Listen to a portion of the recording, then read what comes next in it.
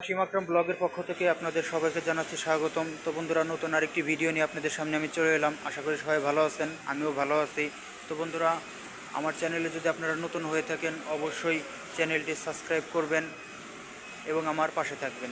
তো বন্ধুরা, আমি আপনাদেরকে আজকে জানিয়ে দেব যে সোয়েটার ফ্যাক্টরিতে জ্যাকেট মেশিনগুলো কারেন্ট গেলে কিভাবে চলে, কিংবা এগুলো কম্পিউটার মেশিন হওয়া সত্ত্বেও কারেন্ট গেলে তো একটা বাড়ি দেওয়ার কথা, এটা থেকে কিভাবে এটা রক্ষা পায় এই জিনিসটা আমি আপনাদেরকে দেখাবো।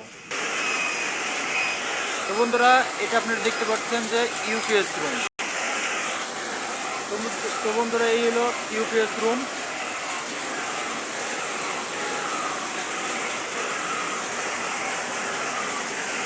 আর আপনারা যেটা আপটা দেখতে পাচ্ছেন এটা হলো ইউপিএস এর কন্ট্রোল বক্স।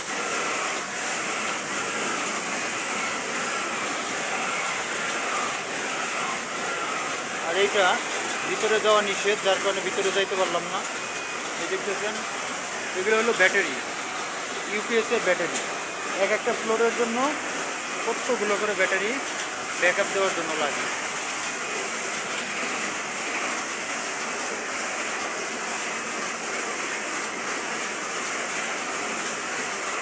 তো বন্ধুরা, যখন আমাদের এই অফিসের কারেন্ট চলে যায় আমরা আসলে তখন বুঝতে পারি না, কারণ ইউপিএস হওয়ার কারণে এই সব মেশিনগুলো বাড়িও দেয় না, মানে বন্ধ হওয়ার কোনো সিস্টেম নেই, রানিংভাবে চলতে থাকে।